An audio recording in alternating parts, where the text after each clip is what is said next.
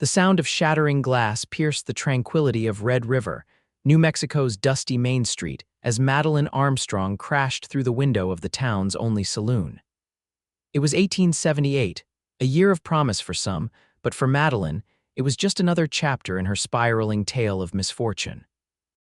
Blood trickled down her face as she scrambled to her feet, her tattered dress caked with dirt and whiskey.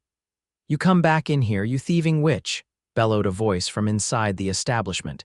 Heavy boots stomped toward the broken window. Madeline didn't wait. She gathered her skirts and ran, her heart pounding against her ribs like a wild Mustang. The afternoon sun beat down mercilessly on her fair skin as she darted between buildings, her auburn hair falling loose from its pins. She'd been caught stealing again. Not money this time, just food. A loaf of bread and some cheese she'd tucked into her bodice when no one was looking. But Bart Thornton, the saloon owner, had eyes like a hawk. She ducked into an alley, pressing her back against the rough wooden wall of the general store, trying to catch her breath. Her fingers traced the fresh cut on her cheek and she winced, another scar to add to her collection. "You can't keep running, Madeline," she whispered to herself. Red River was supposed to be her fresh start after escaping from the clutches of her abusive husband back in Kansas City. But 3 months in, and she was no better off, hungry, desperate, and now branded a thief. The sound of approaching horses drew her attention to the end of the alley. A small group of riders was making their way into town, dust billowing behind them. She squinted against the sun, making out 4 figures. Cowboys, by the look of them, probably coming in from one of the nearby ranches. She shrank further into the shadows, hoping to remain unseen. The lead rider dismounted, a tall man with broad shoulders and a walk that suggested confidence without arrogance. His face was partially obscured by the wide brim of his Stetson, but she could make out a strong jawline covered with several days' worth of stubble. Nash. "Good to see you back in town," called out Mr. Peterson, the general store owner, stepping onto his porch. "How's that new herd coming along?" "Just fine, Mr. Peterson," the cowboy replied, removing his hat to reveal a head of wavy dark hair. "Those Herefords are settling in nicely at Cypress Creek." Nash Calloway, she'd heard the name mentioned around town, owner of the Cypress Creek Ranch about 10 miles outside Red River. He had a reputation for being fair but no nonsense, well respected among the townsfolk and his workers alike. Madeline tried to make herself even smaller as the men continued their conversation, but her movement caught Nash's eye. His gaze flicked toward the alley, and for a moment their eyes met. She froze like a deer sensing a predator. "Miss, are you all right?" he asked, his voice deep and clear, carrying easily across the distance between them. Before she could answer, shouting erupted from further down the street. "There she is, the thief." It was Thornton, red-faced and furious, pointing directly at her. 2 men flanked him, moving quickly in her direction. Panic seized her. She bolted from the alley, running blindly past Nash and his companions, her only thought to escape, but she'd barely made it 3 steps when a strong hand caught her arm.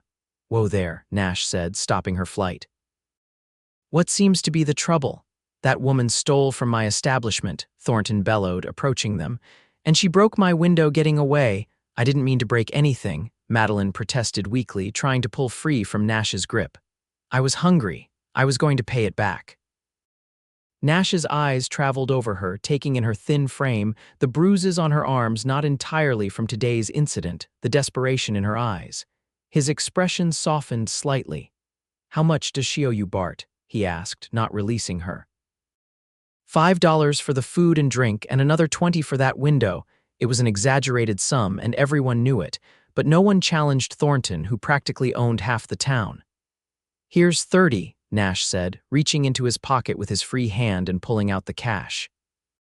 "That should cover it with interest." Thornton snatched the money, his anger not entirely appeased. "She's still a thief, should be locked up." "I'll take responsibility for her," Nash replied, his tone making it clear the discussion was over. "She won't trouble your establishment again." The saloon owner grumbled but pocketed the cash and turned away, his cronies following. Madeline stared up at Nash, confusion and suspicion warring in her eyes. "Why would you do that?" she asked, her voice barely audible. Nash released her arm but positioned himself to block any potential escape route. "Because you looked like you needed help more than punishment," he said simply. Then he gestured to her face. "You're bleeding. Let's get that looked at." She touched her cheek again, her fingers coming away red. "I can manage." "I'm sure you can," he replied, "but humor me. Doc Miller's office is just down the street." Madeline hesitated. Every instinct told her to run, to not trust this stranger's kindness. Men who offered help always wanted something in return, a lesson she'd learned painfully over the years. But she was tired, hungry, and injured, and where would she run to? She had nowhere to go. "Fine," she conceded, wrapping her arms around herself protectively. Nash nodded to his companions. "Go on and finish our business. I'll meet you back at the ranch." The other cowboys exchanged knowing glances but did as they were told, leading their horses toward the general store. "This way," Nash said, gesturing down the street. He didn't touch her again, keeping a respectful distance as they walked. The doctor's office was mercifully empty when they arrived. Doc Miller, a kindly man in his 60s with spectacles perched on his nose, looked up from his desk. "Nash Calloway," he greeted, then his gaze fell on Madeline. "And who might this be?" "Madeline Armstrong," she answered before Nash could speak for her. "I had an accident." "She went through Thornton's window," Nash clarified, earning a sharp look from Madeline. The doctor sighed. "Have a seat, Miss Armstrong. Let me take a look." As Doc Miller cleaned and stitched the cut on her cheek, Nash remained by the door, his stance casual but his eyes alert. Madeline winced occasionally but made no sound throughout the procedure. "There," the doctor said finally, stepping back. "Keep it clean and come see me in a week to remove those stitches." Nash paid the doctor before she could protest, thanking him as they left. Outside, the late afternoon sun had softened, casting long shadows across the street. Madeline stood awkwardly, unsure what to do now. The cowboy had paid her debts and for her medical care, but what did he expect in return? "Thank you," she said stiffly. "I'll find a way to repay you." Nash studied her for a moment, his expression unreadable. "You got somewhere to stay," she hesitated. Yes, it was a lie. She'd been sleeping in the back room of the laundry where she occasionally worked, but after today's incident, Mrs. Chen would likely turn her away. "You're lying," he stated matter-of-factly. "When's the last time you had a proper meal?" Anger flashed in her eyes. "I don't need your charity or your judgment." "It's not charity to help someone who's down on their luck," Nash replied calmly. "And I'm not judging you, just offering a meal and a safe place to stay for a night." "At your ranch?" she asked, suspicion lacing her voice. He nodded. "I've got a housekeeper, Mrs. Donnelly. 60 years old and strict as they come. You'd be perfectly safe." Madeline wanted to refuse, to walk away with whatever dignity she had left, but the reality of her situation was stark. She had no money, no friends in town, and nowhere to go. And she was so very tired of fighting just to survive another day. "One night," she conceded, "and I'll work for my keep." A hint of a smile touched his lips. "That's fair." He whistled, and his horse, a magnificent chestnut gelding, trotted over from where it was hitched. "Can you ride?" "Yes," she answered, though it had been years. He helped her onto the saddle, then mounted behind her, careful to maintain as much space between them as the arrangement allowed. His arms reached around her to take the reins, and despite her wariness, Madeline found herself relaxing slightly into the solid warmth of him as they rode out of town. The journey to Cypress Creek Ranch took about an hour, during which neither spoke much. Madeline took in the landscape, the rolling hills giving way to pine forests, the distant mountains painted gold by the setting sun. It was beautiful country, so different from the crowded streets of Kansas City. The ranch itself was impressive, not ostentatious, but well-built and well-maintained. A large main house stood on a gentle rise, with several outbuildings, corrals, and barns spread out below it. Men were finishing up their day's work, leading horses to stables, carrying equipment. Nash guided his horse to the main house, dismounting first before helping Madeline down. Her legs were shaky after the ride, and she stumbled slightly. His hands steadied her, strong but gentle, and for a brief moment, she allowed herself to lean into that strength. The front door opened, and a stern-faced woman with gray hair pulled back in a tight bun appeared. Her expression softened slightly at the sight of Nash. "You're back early, Mr. Calloway," she said, then her gaze fell on Madeline, taking in her disheveled appearance and bandaged face. Her eyebrows rose questioningly. "Mrs. Donnelly, this is Miss Armstrong," Nash said. "She'll be staying with us tonight. Could you please prepare the guest room and perhaps a bath?" "Of course," the housekeeper replied, her tone neutral. "Dinner will be ready in an hour." Madeline followed Mrs. Donnelly into the house, acutely aware of her dirty dress and general state. The interior was comfortable and tastefully decorated, with solid furniture and warm colors. It felt like a home, not just a house. True to Nash's word, Mrs. Donnelly prepared a bath in a private room, providing clean towels and a simple dress that she said belonged to her niece who occasionally visited. Left alone, Madeline sank into the warm water with a sigh of pure relief. She couldn't remember the last time she'd had a proper bath. She scrubbed away the dirt and grime, wincing as she uncovered bruises she'd forgotten about by the time she emerged, dressed in the borrowed clothes that were a bit too large but clean. She felt almost human again. Her damp hair hung loose down her back, and she'd carefully washed around the stitches on her cheek. Mrs. Donnelly led her to the dining room, where Nash was already seated. He stood as she entered, his eyes widening slightly at her transformation. Madeline felt a flush creep up her neck under his gaze. "You look better," he said awkwardly, then gestured to a chair. "Please sit." Dinner was a simple but hearty affair: roast beef, potatoes, fresh bread, and vegetables from the ranch's garden. Madeline tried not to eat too quickly, conscious of her manners despite her hunger. "So, Miss Armstrong," Nash said after they'd eaten in silence for a few minutes, "what brought you to Red River?" She tensed, setting down her fork. "I needed a fresh start." "Most people who come here do," he acknowledged. "It's a good place for it." "Not for me, apparently," she murmured. "Today was just one day," he said. "Tomorrow could be different." She looked up at him, trying to discern his motives. "Why are you helping me, Mr. Calloway, truly?" Nash considered her question, taking a sip of water before answering. "I believe in second chances. I've needed a few myself over the years." There was something in his eyes, a shadow of old pain, that made her believe him. Still, trust didn't come easily to Madeline. "I appreciate what you've done," she said carefully, "but I can't stay here. I'll find work in another town." "Or," Nash countered, "you could work here." She stared at him, surprised. "Here, doing what?" Mrs. Donnelly could use help with the house. "It's a big place, and she's not as young as she used to be, though don't tell her I said that." He smiled slightly. "And we could use someone to help with the accounts. Can you read and write?" Madeline nodded. "My father was a school teacher. He made sure I had an education." "That's rare and valuable," Nash said. "Most of the men here can barely sign their names. I need someone who can keep track of expenses, cattle counts, payments." "And you'd trust a thief with your accounts?" she asked pointedly. "You stole food because you were hungry," he replied. "That speaks to desperation, not dishonesty." His assessment was accurate but still felt intrusive. Madeline looked down at her plate, considering his offer. It seemed too good to be true, which made her wary. "But what choice did she have? I'll think about it," she said finally. Nash nodded, accepting her non-commitment. Fair enough. After dinner, Mrs. Donnelly showed her to a small but comfortable bedroom on the second floor. Clean sheets, a soft mattress, a window overlooking the ranch lands. It was more luxury than Madeline had known in years. "Bathrooms down the hall," the housekeeper said. "Breakfast is at 6. Mr. Calloway rises early." "Thank you," Madeline replied, "for everything." Mrs. Donnelly's stern expression softened slightly. "He's a good man, Mr. Calloway, better than most." With that, she left, closing the door behind her. Alone, Madeline sat on the bed, running her hands over the quilt. Part of her wanted to flee, to not get comfortable with this unexpected kindness.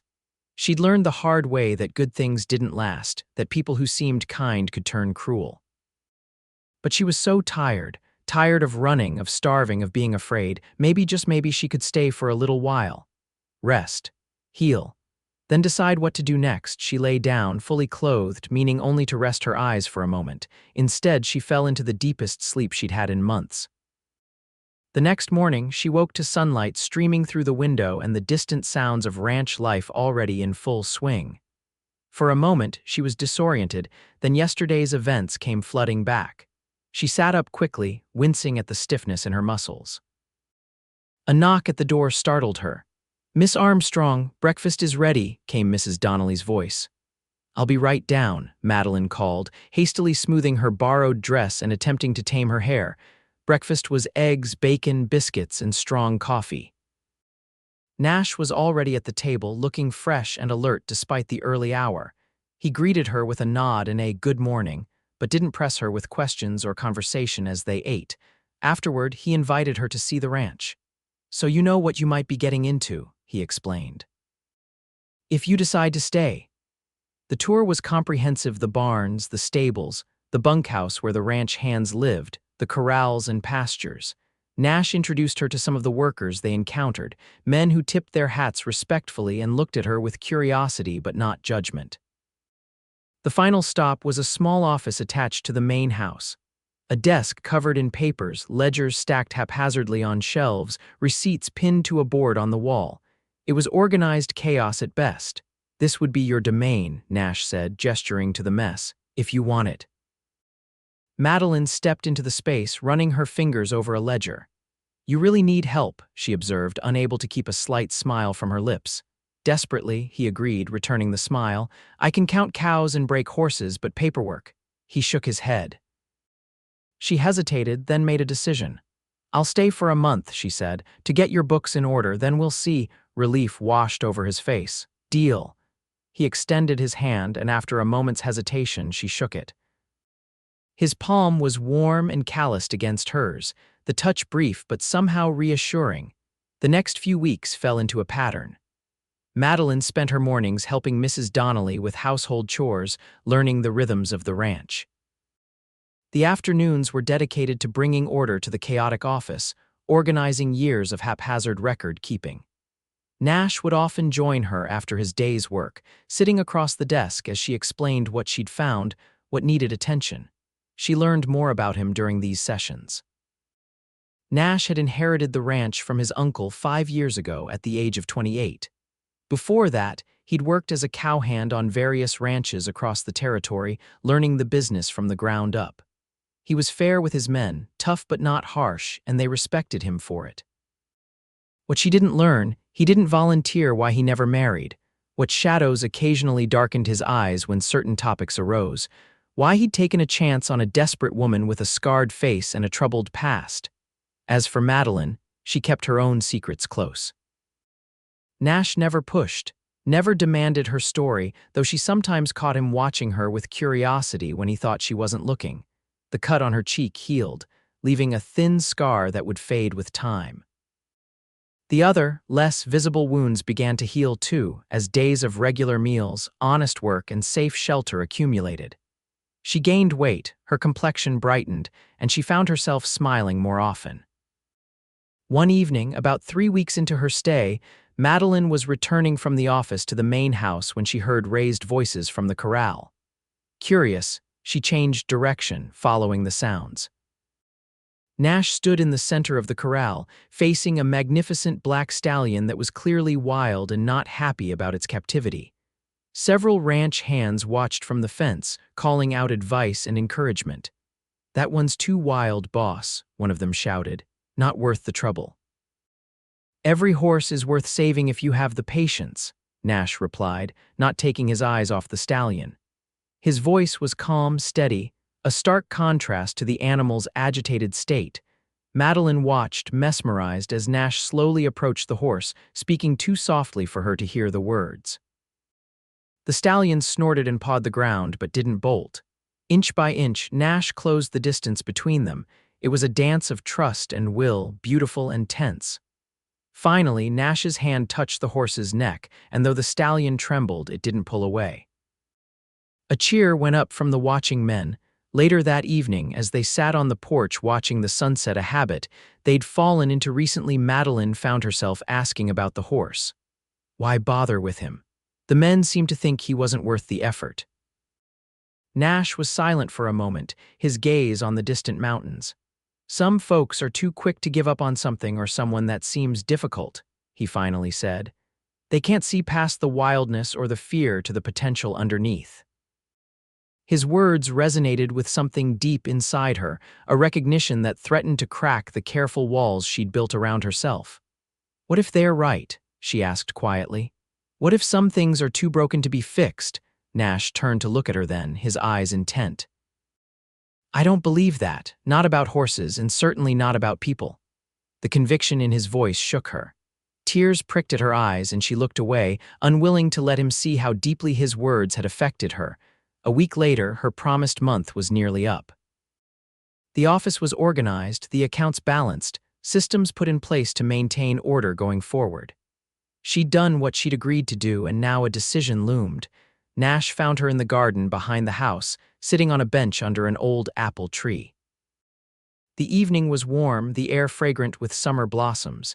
He sat beside her, leaving space between them, a courtesy he'd always maintained. Your month is almost up, he said without preamble. Madeline nodded, her hands folded in her lap. Yes. Have you decided what you'll do next? She'd been asking herself that question for days, turning it over in her mind during quiet moments. The truth was, she didn't want to leave. Cypress Creek had become a sanctuary, a place where she felt safe for the first time in years. But staying meant something else too. It meant acknowledging the growing feelings she had for Nash, feelings she wasn't sure she was ready to face. I'm not sure, she admitted. I've appreciated your hospitality, but I can't impose forever. It's not an imposition, Nash said. You've earned your keep and more. The men have taken to calling you the miracle worker for what you've done with the books. That drew a small smile from her. Hardly a miracle, just organization. Either way, I'd like you to stay, he said, his voice softer now. Permanently, if you want. Her heart skipped a beat at the implication in his words. As your bookkeeper, Nash hesitated, then turned toward her fully. As whatever you want to be, Madeline, I won't deny I've grown, fond of you, more than fond, but I also understand if you don't feel the same or if you're not ready. I'm offering you a job and a home here regardless. The sincerity in his expression, the careful way he phrased his feelings to give her an easy out if she needed it, it was almost her undoing. A sob caught in her throat. You don't know me, she whispered. Not really. The things I've done, the mistakes I've made. I know enough, he countered gently. I know you're strong, smart, resilient. I know you're kind to Mrs. Donnelly even when she's being difficult. I know you work harder than anyone I've ever met.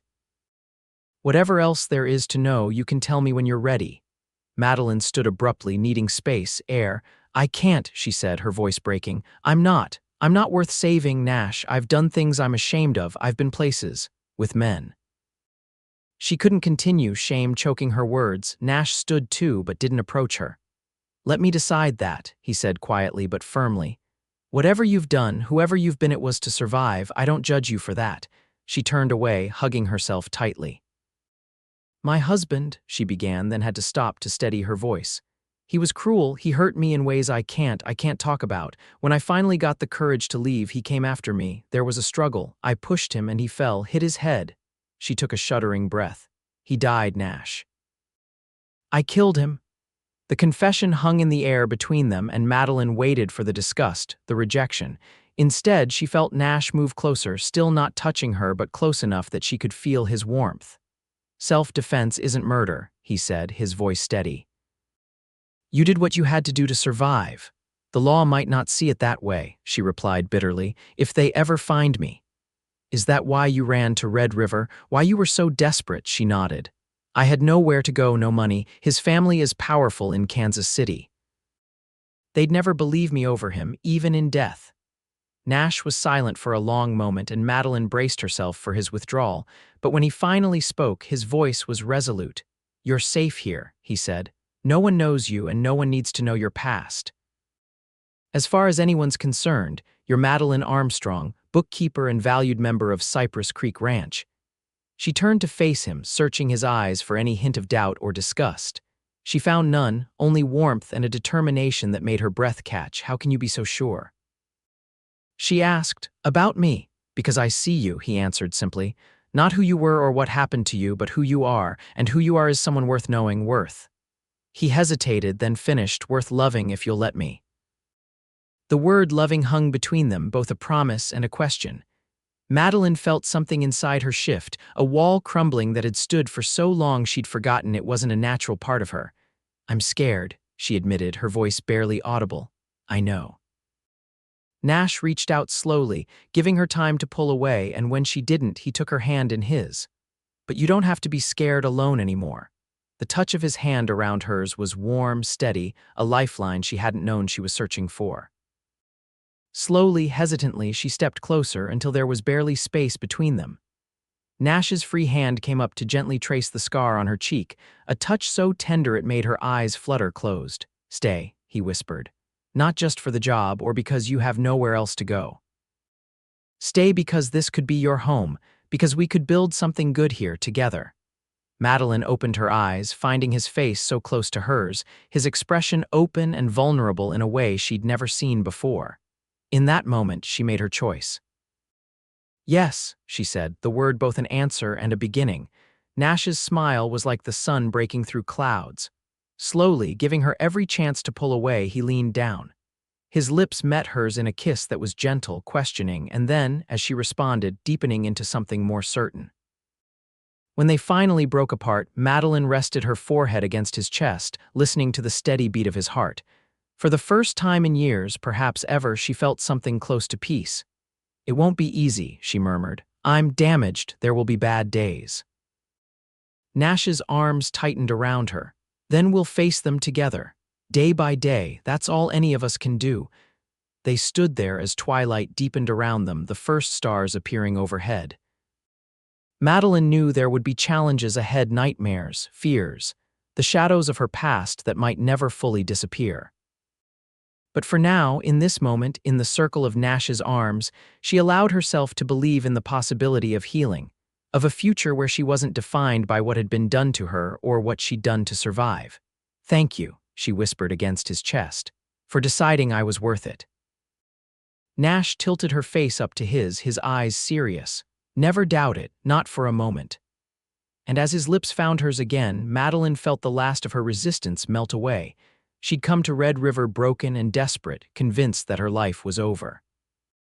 Instead, she'd found a new beginning, a chance to rebuild herself in the safety of a place, and a love she'd never dared to imagine. 3 years later, Madeline stood on the porch of their home, watching as Nash taught their 2-year-old son, James, to sit on a pony for the first time. The boy's delighted giggles carried across the yard, and Madeline smiled, her hand resting on the slight swell of her belly where their second child grew. The ranch had prospered under their joint care. Nash's skill with the cattle and horses complemented by Madeline's sharp business acumen. They'd expanded, buying adjacent land, increasing their herd, building a reputation for fair dealing and quality stock. Mrs. Donnelly had finally retired last year, though she still visited regularly, doting on James and bossing everyone around as if she still ran the household.